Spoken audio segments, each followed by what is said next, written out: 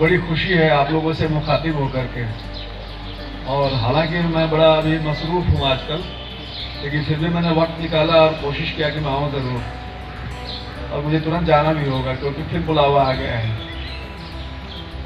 देखिए, ऐसा है कि हम लोग इंडियन स्टेट का हिस्सा हैं, हम अपनी बात कर रहे हैं, और हम लोगों का ये फर्ज है कि हम आप लोगों की सेवा करें, और इसी के तहत ये सिविक एक्शन प्रोग्राम हम लोग करते हैं ताकि आप लोगों को जिस चीज़ की ज़रूरत हो वो हम मुहैया करा सकें।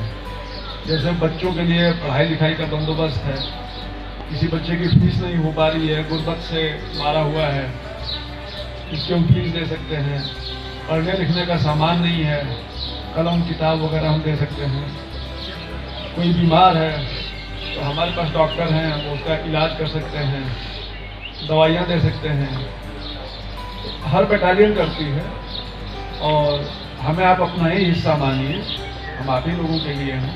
अच्छी रहती है कि जितना हो सके आवाम की सेवा की जाए, और मैं ज़्यादा समय नहीं लूँगा, और मैं चाहूँगा कि आप लोग जो फैसिलिटीज़ है उसका फ़ायदा उठाएं।